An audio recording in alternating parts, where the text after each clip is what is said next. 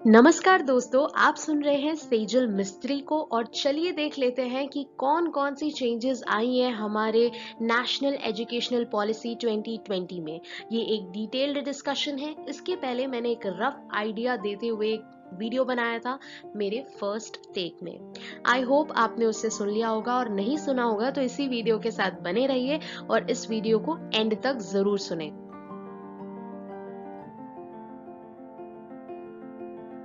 इस स्लाइड में आप देख सकते हैं कैसे NEP 2020 में कंसल्टेशन हुआ था, कंसल्टेशन के प्रोसेस क्या रही थी। यहाँ सारी डिटेल्स दी हुई है। यहाँ पर बताया गया है एवोल्यूशन ऑफ एजुकेशन पॉलिसी, जिसमें अलग अलग जो भी हमारी अभी तक की एक्ट थी उसके बारे में डिस्क्राइब किया गया है।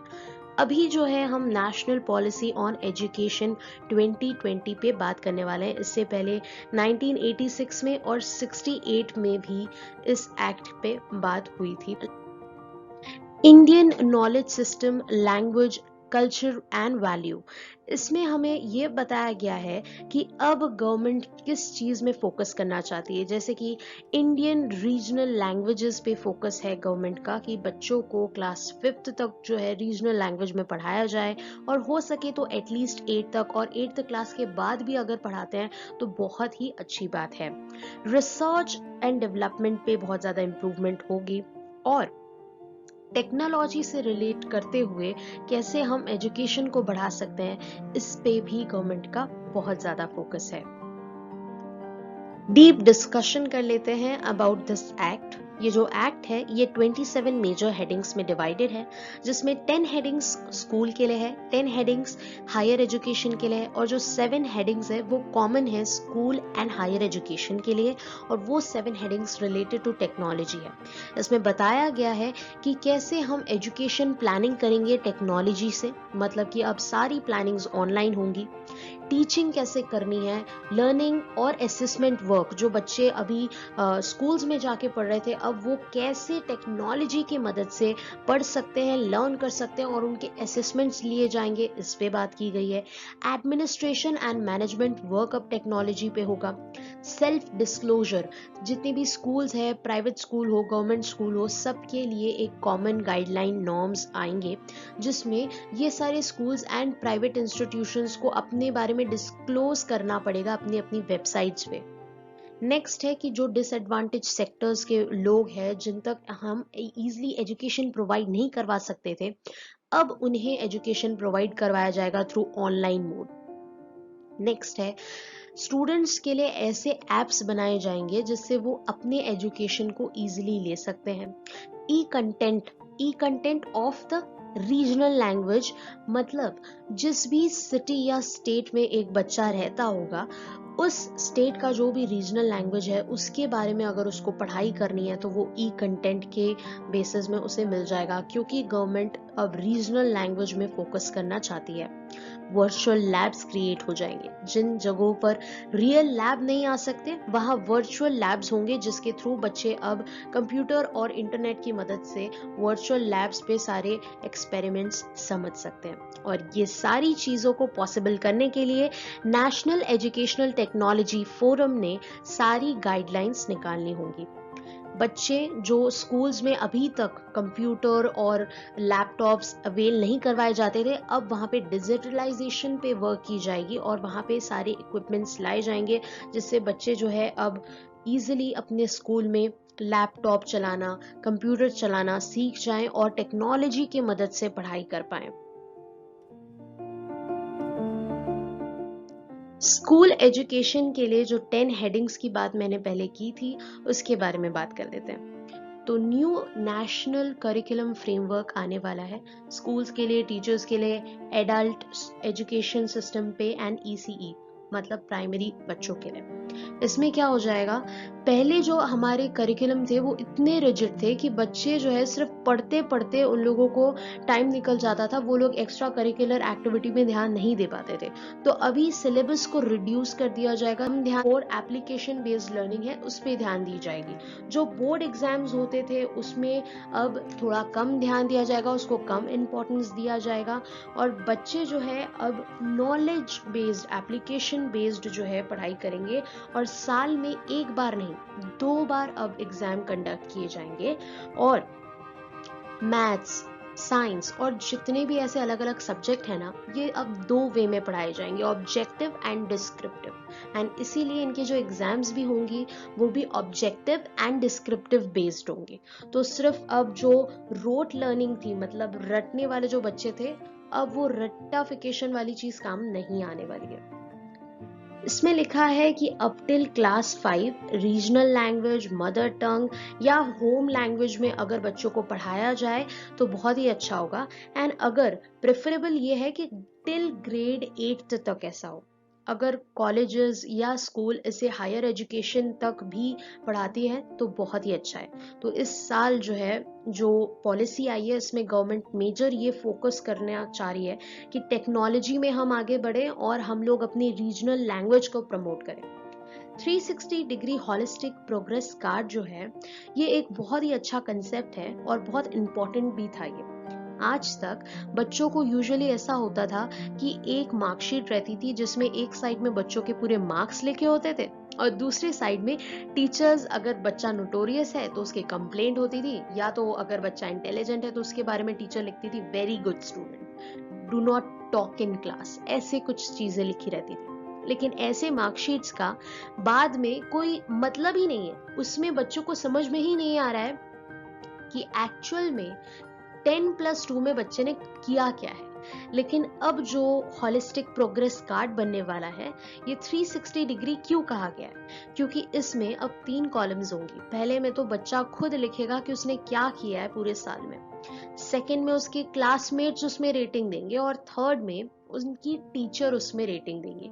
साल भर जो बच्चे ने कोई भी एक एडिशनल स्किल की होगी या वोकेशनल स्किल की होगी, उसके बारे में लिखा जाएगा डिस्क्रिप्टिव मोड में, मतलब पेरेंट्स एंड टीचर दोनों मिलके उसमें पूरा लिखेंगे। इससे होगा ये कि जब बच्चा 5+3+3+4 मतलब 15 years ऑफ कंप्लीट एजुकेशन अपना कंप्लीट करेगा, तो बच्चे को ये पता रहेगा कि इतने सालों में बच्चे ने कौन कौन सी स्किल्स सीखी है, स्किल्स में उसका इंटरेस्ट लाई करता है, ये बच्चे को पता चलेगा। इसी से रिलेटेड है next point, tracking student progress for achieving learning outcome. तो अभी गवर्नमेंट यही चाह रही है कि जो बच्चे हो वो उनका जो माइंड हो वो साइंटिफिक टेम्पर वाला हो, मैथमेटिकल थिंकिंग हो उनका। तो इसके लिए थ्रू स्टिक प्रोग्रेस कार्ड जो बनेगा, इसके थ्रू ये गवर्नमेंट अब ट्रैक करेगी कि बच्चा क्या उसका साइंटिफिक टेम्पर है, क्या वो मैथमेटिकली थिंक करता है। उसमें लिखा है नेशनल असेसमेंट सेंटर परख। अब ये परख जो है, ये एक ऐसी कमीशन है जो कि गाइडलाइंस देंगी स्कूल को कि बच्चों को कैसे हैंडल करना है। परख का अगर फुल फॉर्म जानना चाहते हैं तो वो फुल फॉर्म है performance assessment review analysis of knowledge for holistic development. Next है NTA to offer common entrance exam for admission to higher educational institutes. ये अब बेसिकली ऐसा हो गया है कि अलग अलग यूनिवर्सिटीज एंड अलग अलग कॉलेज के लिए बच्चे 3,000, 4,000, 5,000 नहीं जाने कितने रुपए वेस्ट कर देते थे कॉलेजेस के अलग अलग फॉर्म और ना अभी एंट्रेंस फॉर्म भरने के लिए, और फिर एग्जाम देते थे, कभी क्लियर होता था नहीं होता था। सीबी क्या होगा कि NTA एक पर्टिकुलर एग्जाम रखेंगी, जिन बच्चों को एंट्रेंस के थ्रू जाना है वो एंट्रेंस एग्जाम देंगे और एंट्रेंस एग्जाम के थ्रू उनका किसी भी कॉलेज या यूनिवर्सिटी में सिलेक्शन होगा। नहीं देना है तो मेरिट लिस्ट के बेस में हो जाएगा। नेक्स्ट है उसमें कि national professional standards for teachers, roles acted by the teachers कि उनको कैसे बच्चों को हैंडल करना है। नेक्स्ट है इसमें book promotion policy and digital library. तो जो रूरल एरियाज होते थे वहां पे कई बार ऐसा होता था कि या तो बच्चे केपेबल नहीं है कि वो अच्छे बुक्स ले सकें जिसमें उनको अच्छा नॉलेज मिले, या बच्चों को वो वहां पे अवेल ही नहीं हो पा रहा था। तो अभी ये डिजिटलाइजेशन वगैरह की मदद से डिजिटल लाइब्रेरीज क्रिएट कर दी जाएंगी जहाँ पे बच्चा कोई भी बुक इजीली एक्सेस कर सकता है। पब्लिशर्स जो महंगी महंगी बुक्स रखते थे जिसको बच्चे परचेस करते थे अपने पढ़ने के लिए, अब वो करने की जरूरत नहीं है। वो टेक्नोलॉजी का इस्तेमाल करते हुए इजीली क्या कर सकते हैं, वो डिजिटली रीड कर सकते हैं चीजों को नाउ। नेक्स्ट है उसमें transparent online self disclosure for public oversight and accountability. तो अब स्कूल्स, यूनिवर्सिटीज, कॉलेजेस, प्राइवेट हो या पब्लिक, सबको एक स्टैंडर्ड गाइडलाइंस मिल जाएंगी, जिसके बेसिस में ये स्कूल्स को और कॉलेजेस को अपने एडमिनिस्ट्रेशन एंड मैनेजमेंट में जो भी वर्क हो रहा है इसके बारे में क्लियरली शो करना पड़ेगा इनकी ऑनलाइन वेबसाइट्स पर।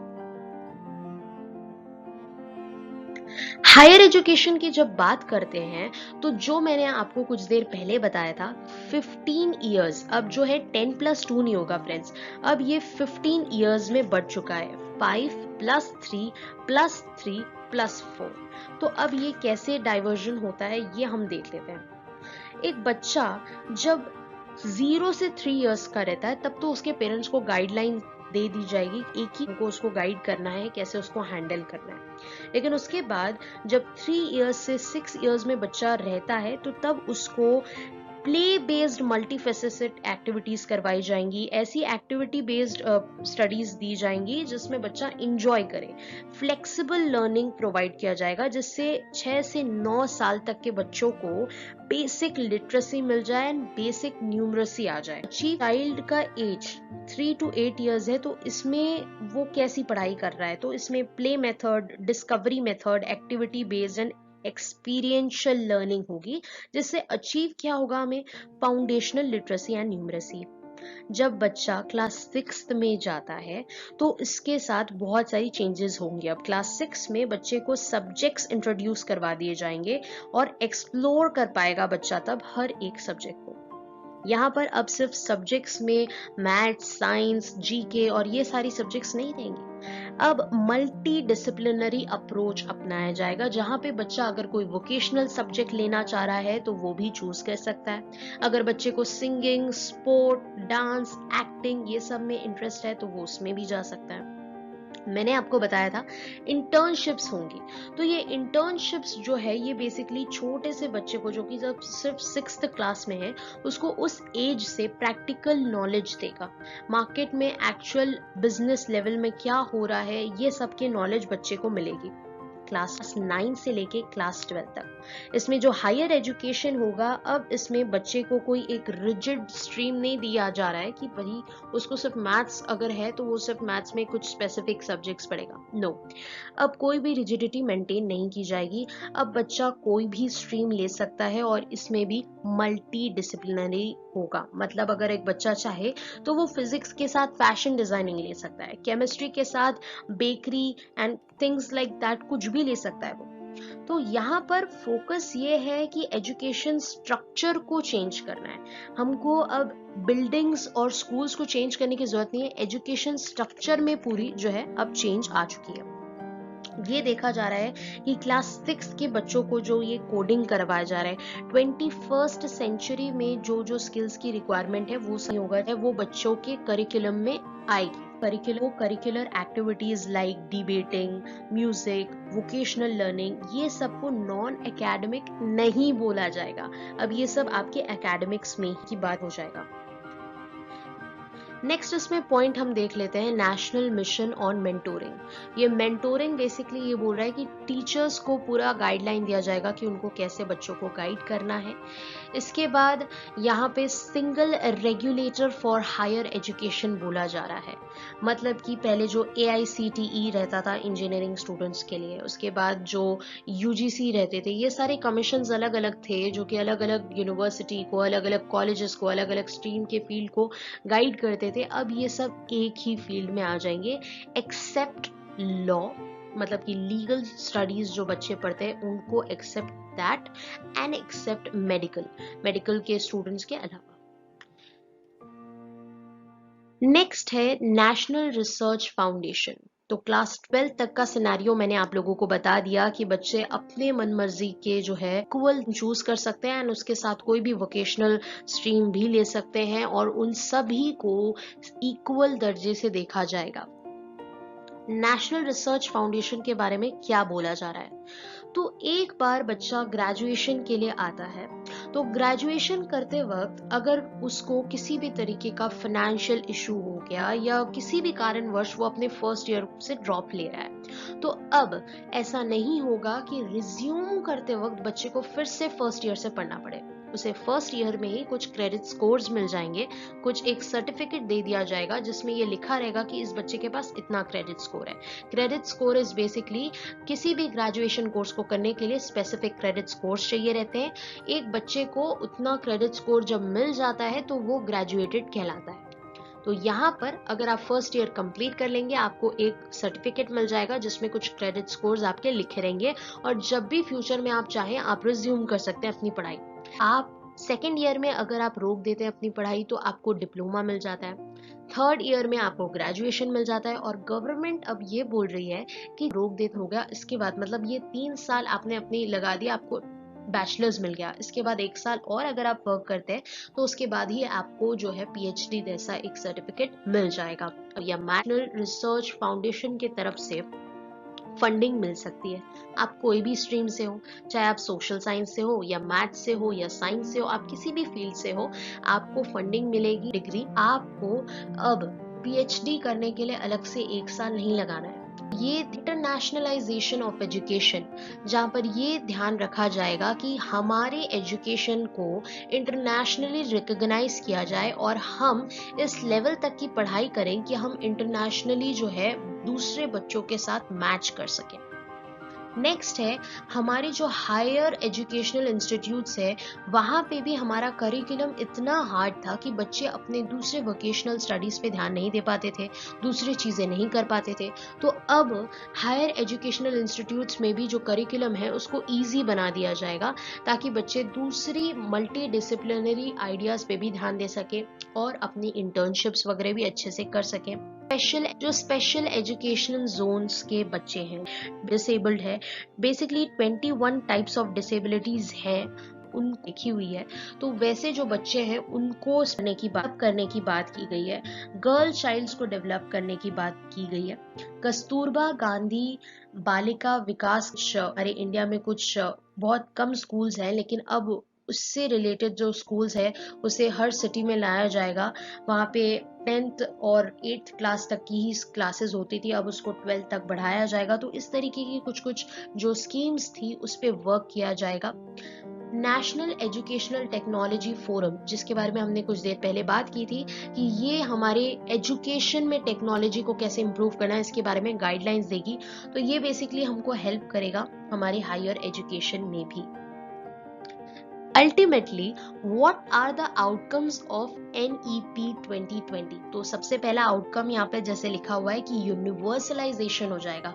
अब अलग अलग कमीशंस नहीं बैठेंगी, अब सिंगल कमीशन बैठेगी जो कि सारे हायर एजुकेशनल बॉडीज को गाइड करेंगी, सारी यूनिवर्सिटी को गाइड करेगी। नेक्स्ट, हमारी गवर्नमेंट चाहती है कि बच्चे जो है वो न्यूमेरिकली एंड मैथमेटिकली थिंकिंग में आए, ये पूरी तरीके से उनको बेसिक लर्निंग पे वर्क किया जाएगा। तो ये 2025 तक अचीव करना है गवर्नमेंट को। Teachers to be prepared for assessment reforms, teachers को भी इसके लिए तैयार कर दिया जाएगा 2023 तक। नेक्स्ट है कि every child will come out of school adapt in at least 1 skill. तो एक बच्चे को जो है एटलीस्ट एक ऐसी स्किल मिल ही जाएगी आफ्टर हिज और हर 12th क्लास, जिसके बेसिस में उसको समझ आ सके कि मेरा यहाँ पर इंटरेस्ट है, इस फील्ड में इंटरेस्ट है और इसको मैं अपने फ्यूचर में करना चाहता हूँ। तो बच्चे को जो है at the end of 15 years बच्चे को एक पर्टिकुलर फील्ड समझ में आ चुका रहेगा। Because of that 360 degree holistic progress card बच्चे को अपने 15 साल में किए गए सारे वर्क के बारे में समझ में आ जाएगा। बोर्ड एग्जाम्स में जो टेस्ट होते थे, अब उसमें सिर्फ core concept and application based knowledge पे बात की जाएगी। सारे स्टैंडर्ड्स लर्निंग के लिए पब्लिक एंड प्राइवेट स्कूल्स में सेम होने वाले हैं। पहले ऐसा होता था कि पब्लिक स्कूल्स के गाइडलाइन अलग होते थे एंड प्राइवेट स्कूल्स अपने हिसाब से करते थे, लेकिन अब दोनों के लिए नॉर्म्स सेम होंगे। तो ये थे गाइस कुछ बहुत ही इंपॉर्टेंट टॉपिक्स, आपने ये देख लिया है और आई होप आप लोगों को ये कंटेंट पसंद आया हो। Thanks for watching and this is Sejal Mistry saying bye to you all guys. यहाँ पे मेरा ईमेल आईडी दिया हुआ है, आप मुझे कनेक्ट कर सकते हैं वहाँ पे। फेसबुक पेज अनसेंसर्ड सेजल के नाम से, इंस्टाग्राम हैंडल सेजल.मिस के नाम से, आई होप आप लोगों को ये वीडियोस पसंद आ रही होंगी. Do subscribe, like and comment. Thank you.